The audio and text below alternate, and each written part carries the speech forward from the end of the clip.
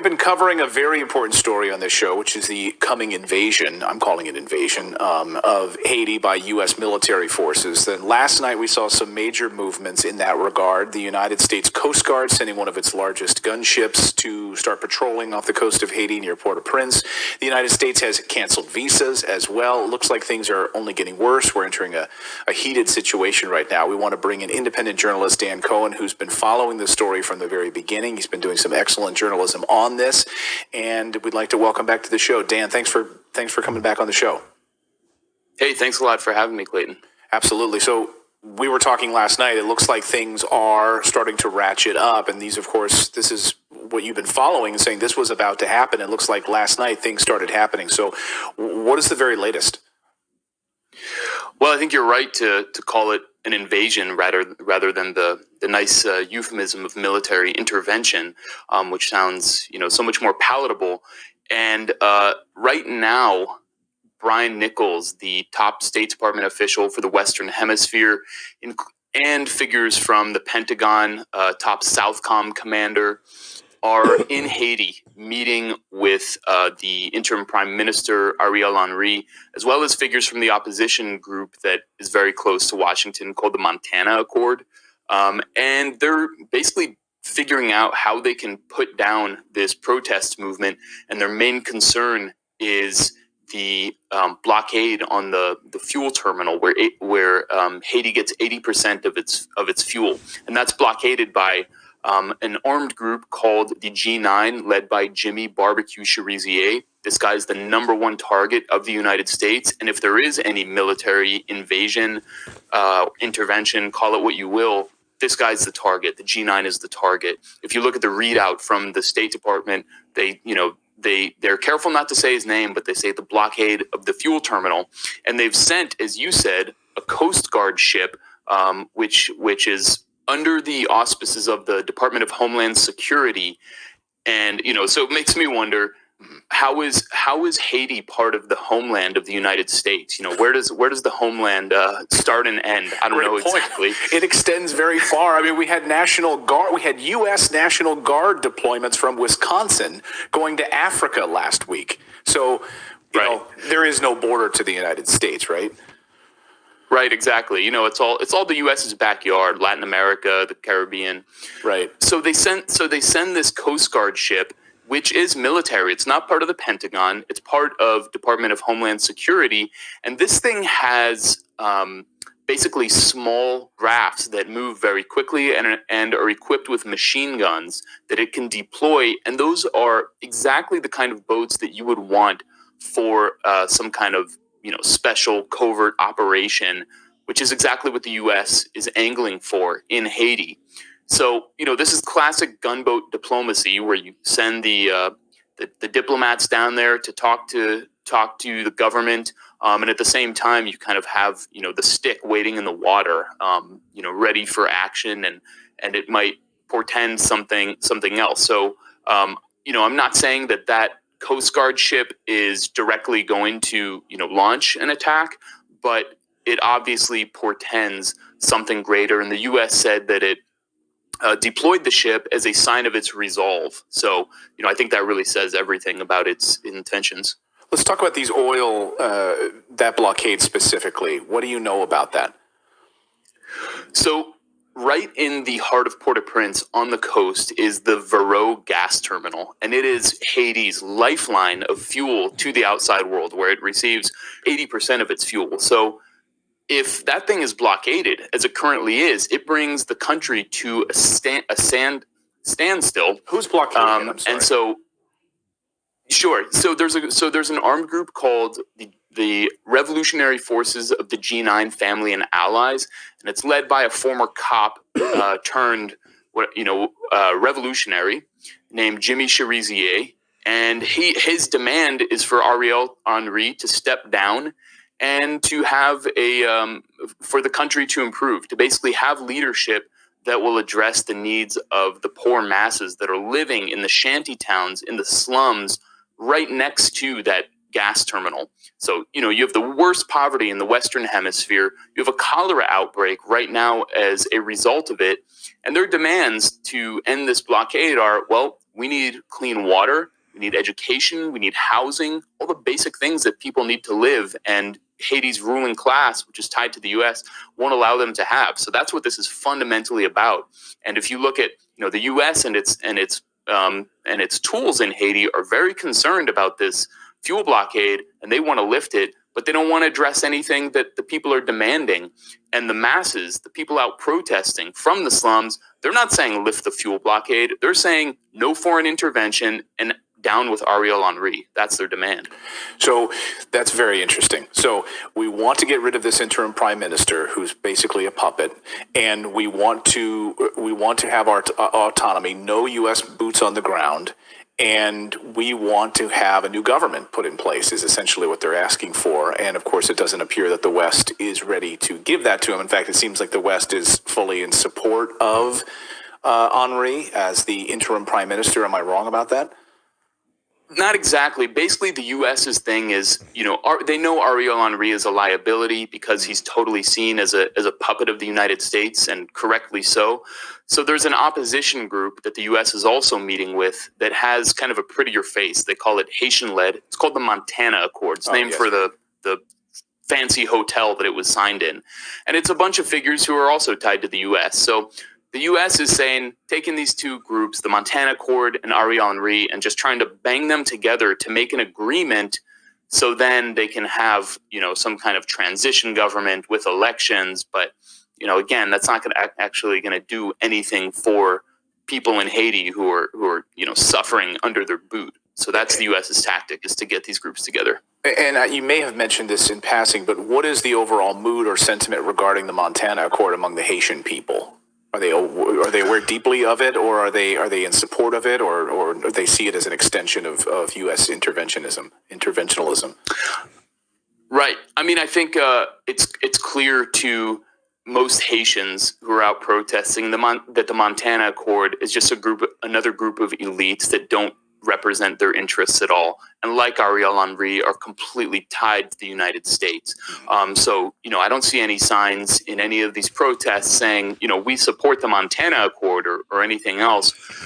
But, the signs are demanding those improvements in quality of life and just, basic infrastructure that Montana is not gonna provide. The overall message you're seeing from the protests is down with Ariel Henry, because he's the interim prime minister, and also no to U.S. military intervention. But, there's no way that Montana has popular support. It's really just, kind of lipstick on a pig. When you see these troop movements, so we see the gunship, the Coast Guard gunship, how much bigger do you think it's going to get from there? Are we talking thousands of American forces, UN peacekeeping forces under the auspices of peacekeeping? Where do you see, and how big do you think that this will get? Well, the U.S. would love to have the UN deploy, so-called peacekeepers, as it did in previous occupations, but Russia and China have essentially they will block that, because it's not the Russia and China of 2003, 2004 that were much more willing to go along with U.S. machinations. So the U.S. is looking for another way to do it. There's talk about through the Organization of American States, which is really just a tool of the United States. And, the U.S.'s other plot is through the Global Fragility Act, which is a 2019 piece of legislation that basically calls for military special operations to go into so-called fragile countries like Haiti, being the test case for this legislation, and carry out what they call small footprint operations, hit squads, black ops, covert ops. So the U.S. wants to have as small of a footprint as possible, so it doesn't get these mass protests against them, because the U.S. knows that foreign intervention is extremely unpopular in Haiti. That's why they're going with, this whole Haitian-led mantra of the Montana Accord. That's why they're saying, it's humanitarian intervention, and the U.S. is desperate for its puppets to be effective, so it's not at the forefront. Shalom, shalom, shalom. This is your brother Kadar of GMS Gulf Coast. I'd like to start by giving all praise, honor, and glory to the Most High Yahweh, Bahashem, Yahweh Shai, Bahashem, Rekah, Kodash, Double honors are given unto the apostle, elders of Great Millstone, men who have labored and suffered in this truth for over 30 plus years, making their lives and their bodies a living sacrifice. I'd also like to send a shalom to the hopeful elect, the 1/3 of the nation of Israel, the speckled birds scattered throughout the four winds of planet Earth, north, south, east, and west, which consist of men, women, and children in that order. Also like to send a shalom to the various GMS camps, elders, and heads. And last but not least, I send a shalom to any of you Akim, not named GMS, but walking one body, one spirit in Yahweh Shai, preaching and teaching this 100% truth as it's taught to us all. To you all, shalom. Like you heard these reporters saying, it's very unpopular for these elitist countries like United States to be invading, because that's what they're doing, invading down there. Because that last statement that he made about their puppet leaders, it's like, let's look up that term real quick, puppet.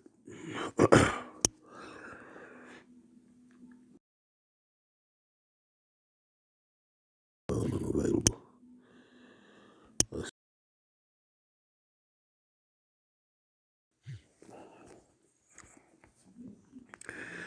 It says definition of a puppet. It says a small scale figure as of a person or animal, usually with a clothed body. No, that's not what we're looking for.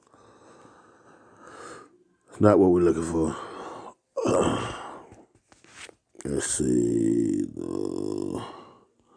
Well, let's just go right here. Let's try this right here.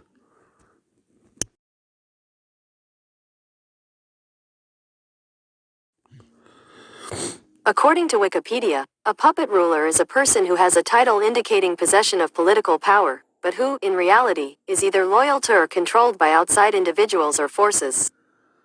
There it is. A puppet ruler is a person who has a title indicating possession of political power, but who, in reality, is either loyal to or controlled by outside individuals or forces. And United States is notorious for going in and setting up these puppet leaders in these different countries and whatnot. They're notorious for that,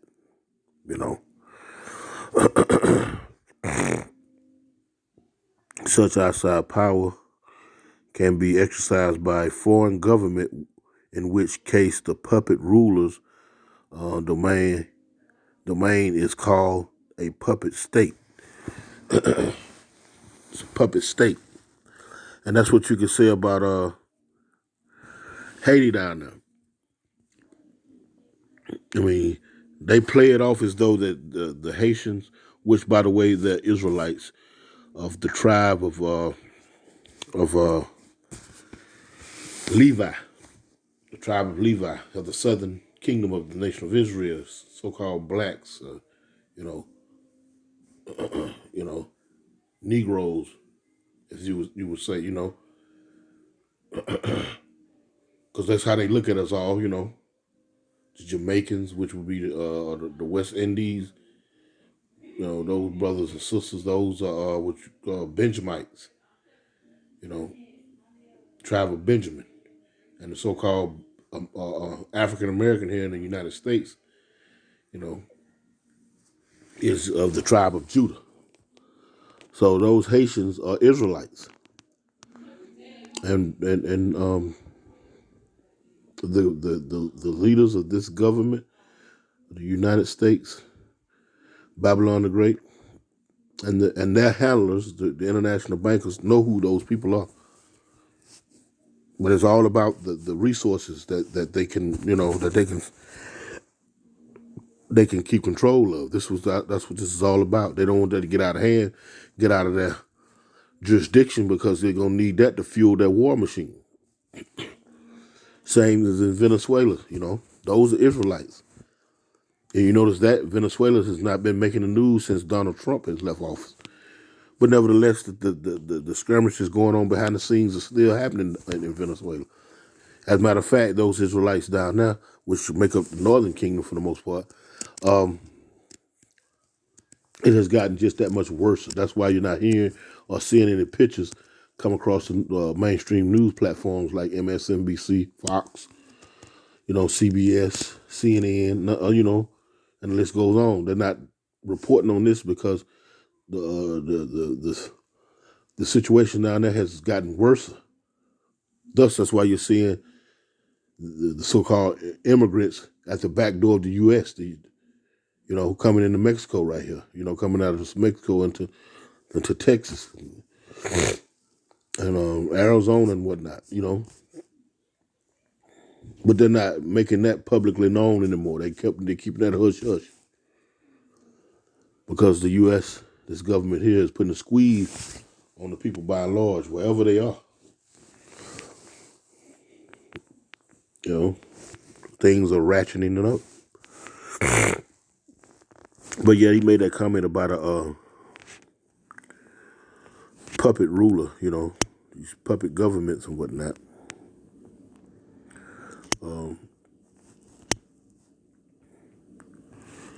That was something I was reading here. Real quick, let's read a little something here. Check this out. Let's see if it'll pull back up. Haiti, let's see. Haiti, French, Haiti Creole, officially Haiti, Republic of Haiti, and formerly known as Haiti, is a country located on the island of Hispaniola in the greater, I can't pronounce a lot of these words, of the Caribbean Sea, east of Cuba and Jamaica, and south of the Bahamas and the Turks and Caco Islands.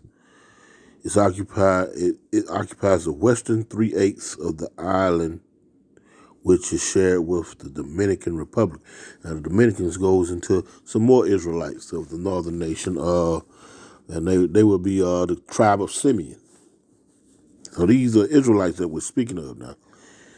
It says, to its southwest lies the small Navassa Island, Navassa Island, which is claimed by Haiti, but is disputed as a United States territory under federal administration. And they made a comment that they said that everything over here in the Western Hemisphere belongs to what? To the U.S. They call it the United States backyard. It's their backyard, Similar to, these Edomites over here with hundreds of acres of land, streams, lakes, and ponds, and whole towns run through their land and whatnot, just on a smaller scale. There's a law that they have on the books called eminent domain, You could never own anything as long as this devil is in charge. Look that up. Let's see. Let's keep reading. Republic of Haiti. Let's see. And we have a map there showing you where it's at there. Let's see. Official language, French. So that tells you that the French conquered them. Some more Edomites. You usually speak the language of your conquerors, For the northern nation, for the most part, they speak Spanish. So they were conquered by the Spaniards or the conquistadors, meaning conquerors, So they speak Spanish. Jake, for the most part, not Jake, Slocky, because they're all Jakes. The Southern Kingdom, for the most part, was British, Dutch, French, the Italians, things, Edomites of that sort, Germans.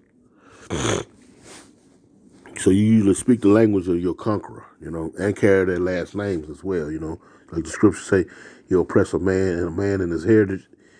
He take his land and his heritage. You take what was formerly his. This is, and this is what I'm saying from the aspect of these so-called white people, and you take on the identity of them, and then you, in retrospect, assign them a name, a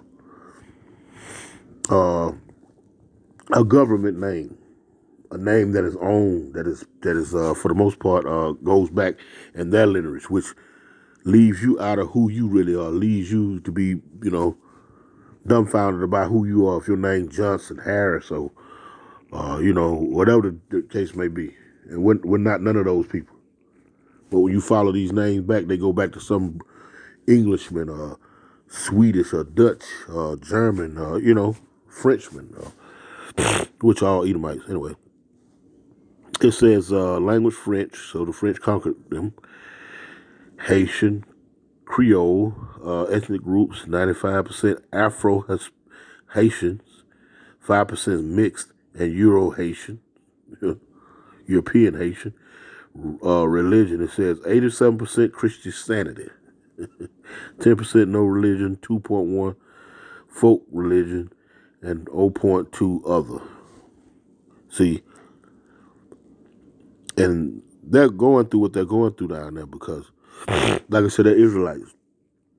The Lord is calling back his elect to come out of all of this foolishness where we've been scattered to hear the voice of the Lord, to hear his words by way of his prophets, the men he deemed he set up through the Spirit. And if you don't come out of that madness, then you've been set up for destruction. Your judgment will be destruction on this side. Christianity and no religion, folk religion, and other, that's got nothing to do with the truth. None of that. None of that says anything about who you are as a people.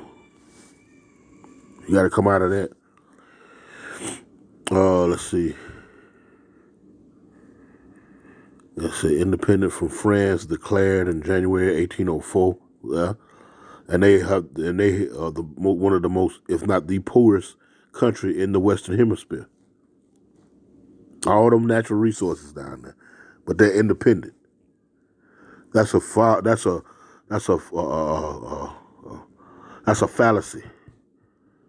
Because as you heard those two Edomites speaking, you know what I'm saying, those puppet rulers down there are set up by what? The businessmen of the United States. And the businessmen are what? Are the ones that lobby the U.S. Senate, House of Representatives, who fund the presidency. And ultimately, guess what? The international bankers fund them all. So that's just a fallacy, throwing it out there, This right here says declare independence in January 1804, recognized in April of 1825. First Empire, September 1804. Southern Republic, March 1806. Northern States, October 1806. Kingdom, March 1811. Unification of Hispaniola, February 1822. Like it. Second Empire, 1849. Dissolution, February 1844. Anyway, we're gonna get Rita in just a minute. Let's see. We'll skip past all this because we know. It says the island was originally inhabited by indigenous Taino people who originated in South America. The first Europeans arrived on December the 5th, 1492. Now the Taino goes into the Northern Kingdom, which would, I would believe, what's that, the Puerto Ricans, the Taino. No, that's the tribe of Ephraim. More Israelites. Let's see, Spain, part of Spanish Empire.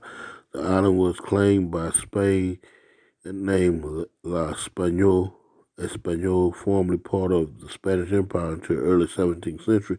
However, competing claims and settlements by the French led to the western portion of the island being succeeded to France in 1697, which was subsequently named Saint Denis. You see it. French colonists established lucrative sugarcane plantations.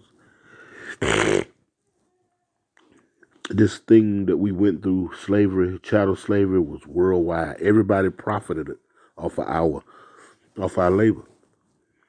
And it was set up through the Spirit to be that way. For us disobeying the law, statutes, commandments of the Most High, Yahweh B'Shem Yahushua. He told Moses to tell us if you don't abide by this, I'm gonna deliver you into the hands of your enemies. And that happened. It says the midst of the French Revolution in 1889, slaves and free people of color launched the Haitian Revolution in 1791 to 1804, led by a former slave and the first black general of French army, Toussaint Louverture. After 12 years of conflict, Napoleon Bonaparte forces were defeated by Louverture's successor, Jean-Jacques Dessalines.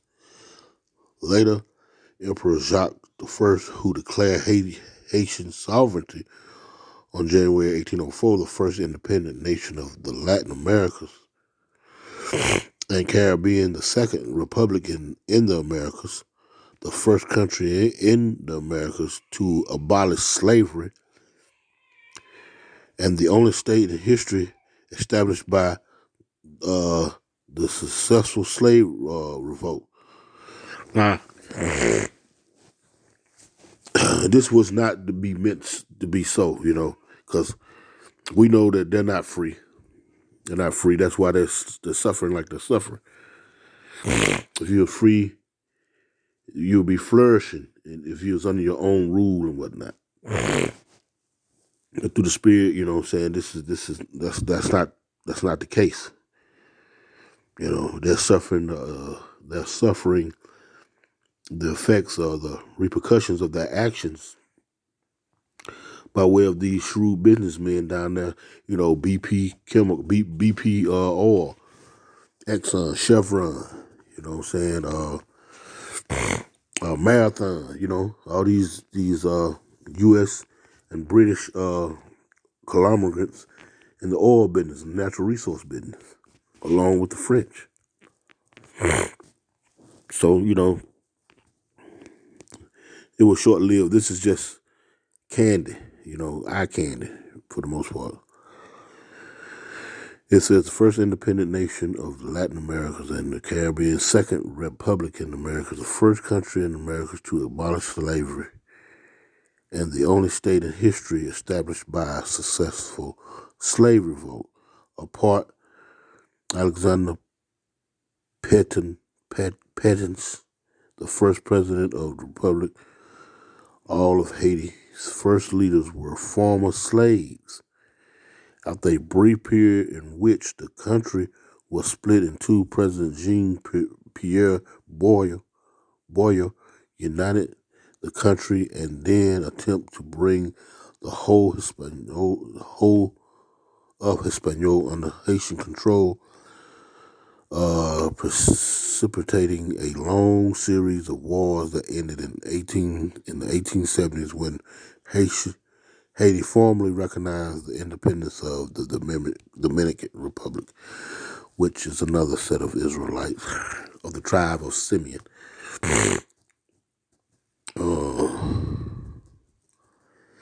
It says Haiti's first century of independence was characterized by political instability, I can't pronounce that, by the international community.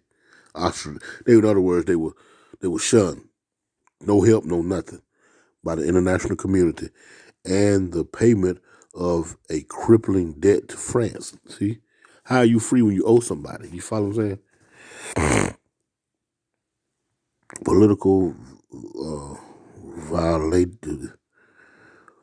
volatility and foreign economic influence in the country prompted the U.S. to occupy the country from 1915 to 1934, following a series of short-lived presidents Francis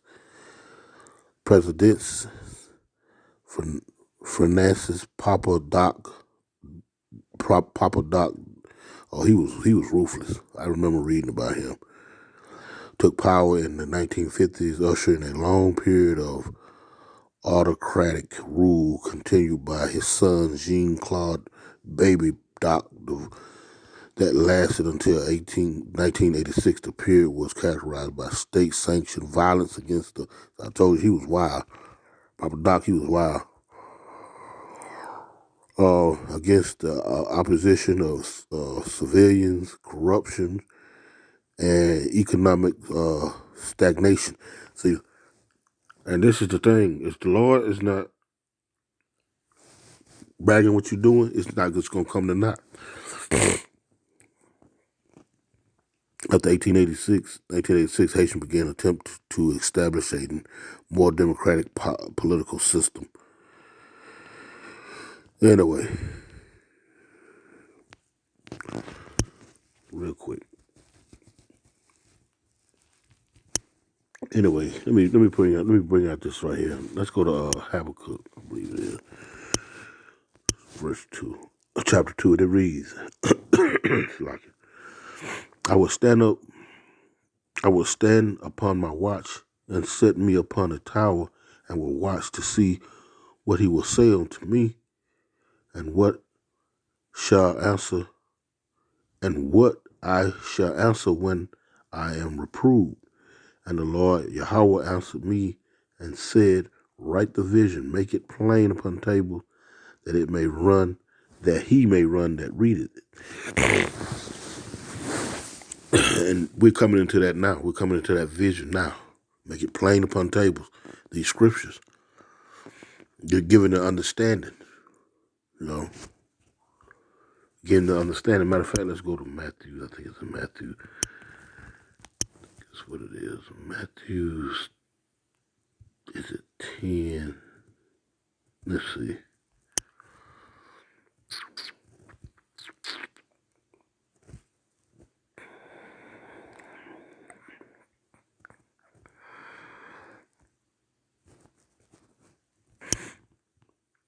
Make it plain upon tables. This is Luke 8 and verse 4, and it reads, and when much people were gathered together and were come to him out of every city, he spake by a parable. And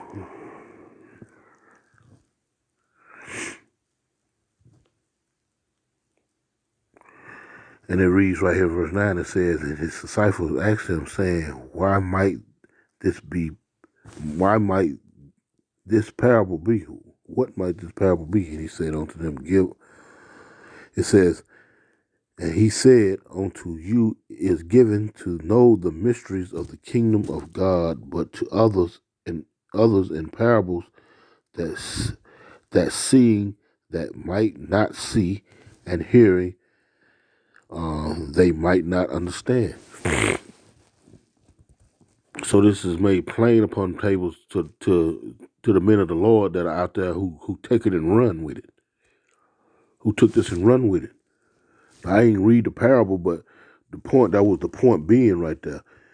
Verse 4, and it reads, and when much people were gathered together and were come to him out of every city, he spake by a parable. Now let's see what the word parable means. Real quick. Let's see what the word parable means, because see, everybody ain't gonna get it. Let's see.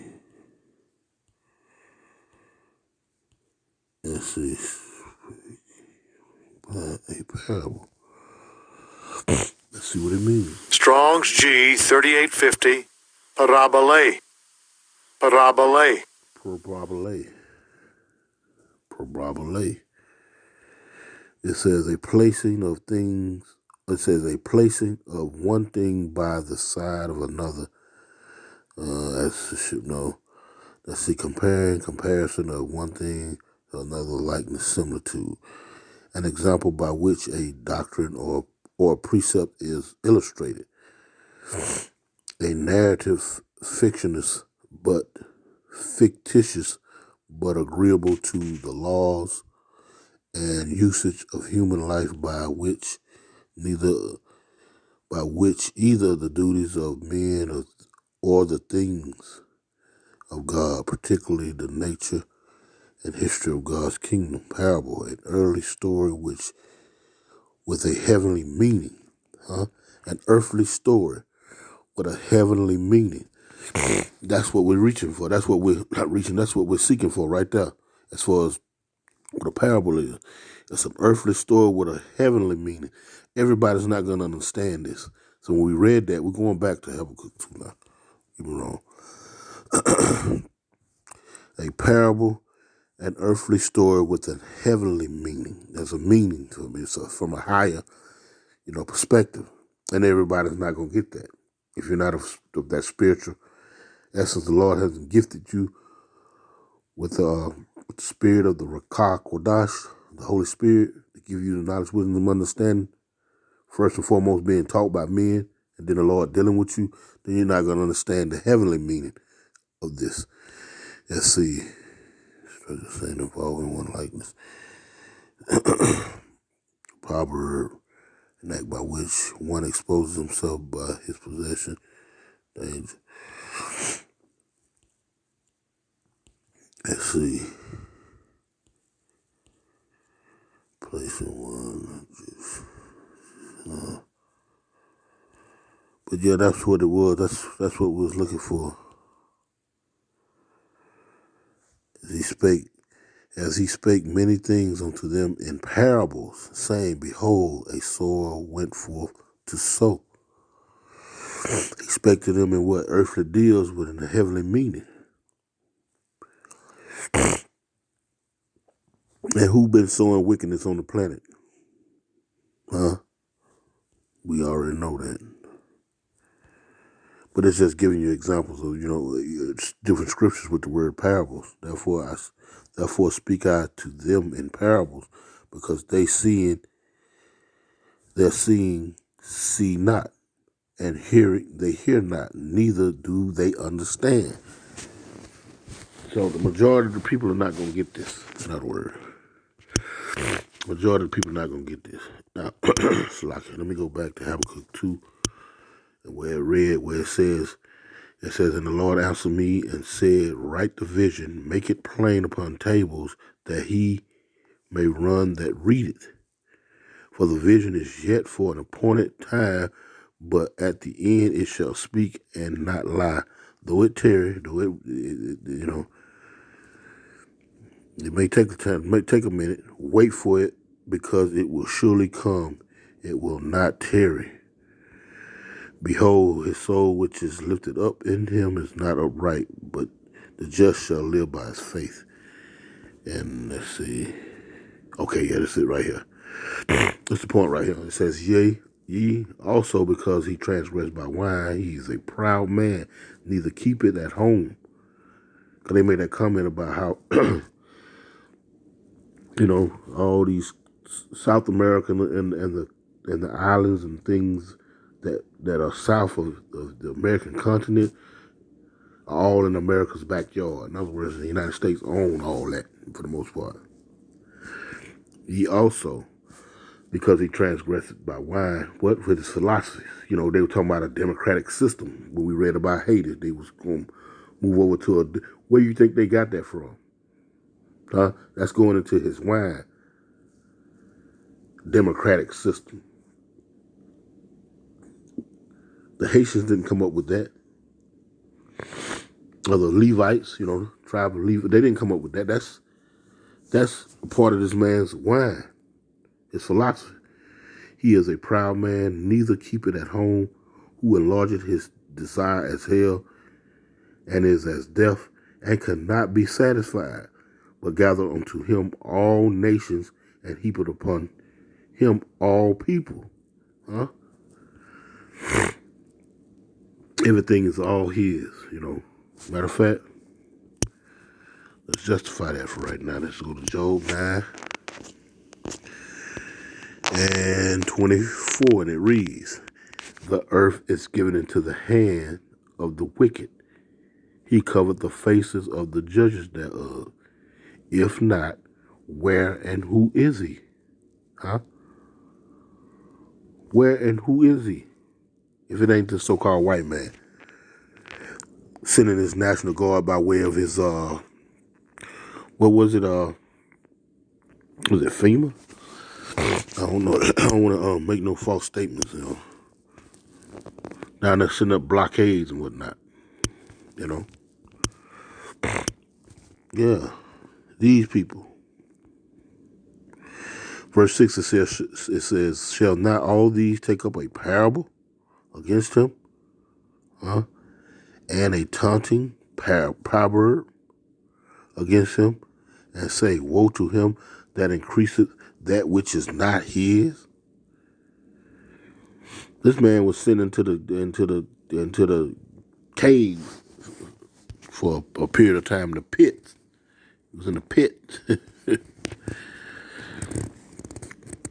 And then at that point in time, he was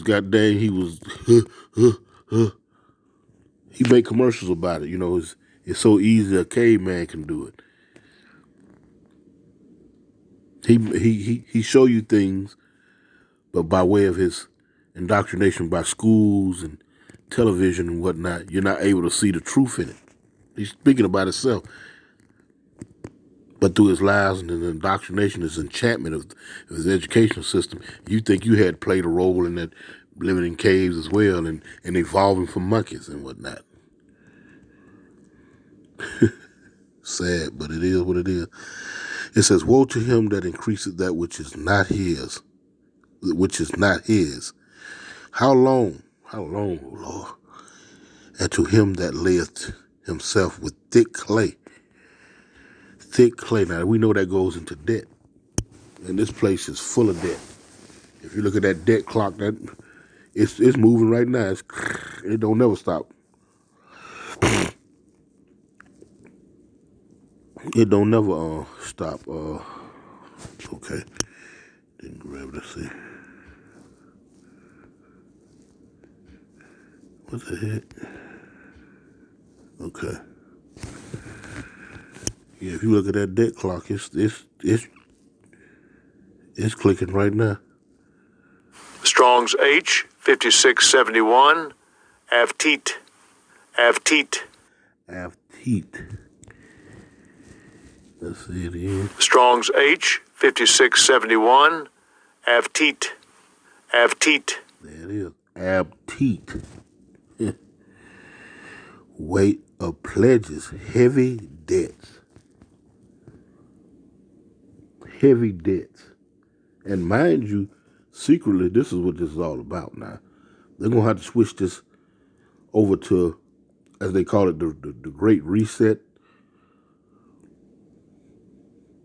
The NWO. You know what that means. Because the fiat currency of the United States has failed miserably. These other countries have found ways around that. All these sanctions and whatnot is not working anymore. And everybody that has a birth certificate is essentially a debtor to the international banker. Your sons, your daughters that you give birth to tomorrow, to yesterday, a few months ago, they're all born with a mountain of debt on them. Thus is why you have to sign that certificate. And when you get into banking laws, the word certificate, matter of fact, let's look at it real quick.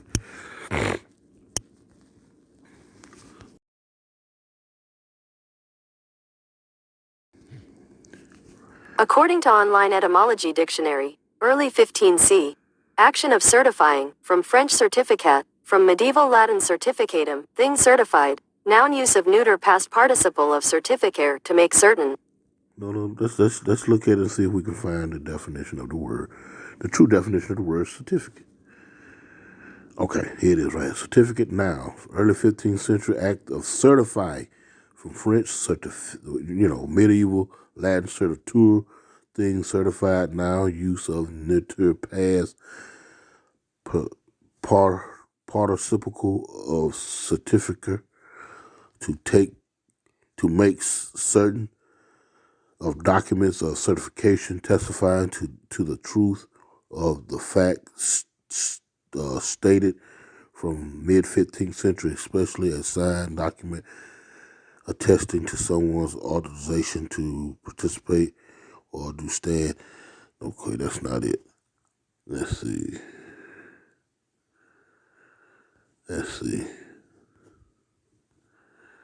Because in the banking laws, what's your name? Authorized certificate, authorized by certificate word. With certificate, document attesting true, stand fact, formal declaration, holder has rights, interest or dividends. Oh, we're gonna find it. No, we're not. We're gonna peel through the layers. We're gonna peel through the layers. Sure is. We sure are. We're gonna peel through the layers. Let's see. What's the dictionary? Let's see. If I can remember how to certify a statement as to true says. It says document certified. May practice serving saying. Oh, there it is. Right there. Certificate. A document evidencing evidencing ownership or debt. Or debt. Ownership or debt. If you were born in the United States and you have a birth certificate, you are owned and you have debt. Now, let's go back real quick. Let's go back real quick. Where it says right here, heavy clay, a BT.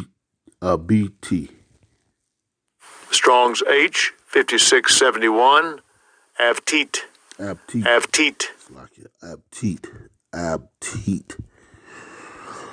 Weight of pledges. You know, when you're in school, you know how they make you pledge the allegiance to the flag? Heavy debts. And then when you become 18 years old, they make you go down into the, what that is, selective service. You have to do it's been so long. What's that, post office? You are a debt to this country. You owe a debt to this country. Weight of pledges, heavy debts.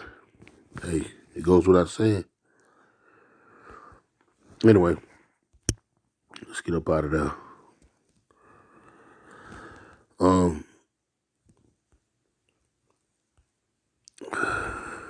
gonna close out with this right here. Lord, wouldn't it's been edifying. This is Revelations 12 and 12. They're doing this because they have an agenda that they think that they're going to have to achieve before giving, for a certain time set. Therefore rejoice, ye heavens, and ye that dwell in them. Woe to the inhabitants of the earth and of the sea. For the devil is come down unto you, having great wrath, because he knoweth that he have but a short time. So they finna start pushing things here fast. They're gonna have to do something about this failing economy. They're gonna have to go ahead and start, making some certain things mandatory. Revelation chapter 13. Yeah. And that right there is gonna be some serious uprising to people. Because it's already happening outside the U.S. borders. But here in Babylon the Great, a.k.a. otherwise known as America, that hasn't yet happened. But it's going to. It's going to. Anyway, I'm going to close out with that. Lord, when it was edifying, we'll give all praise, honor, and glory to the Most High Yahweh, by Hashem Yahweh Shai. Double honors to the Apostle Elders, Great Millstone. Shalom.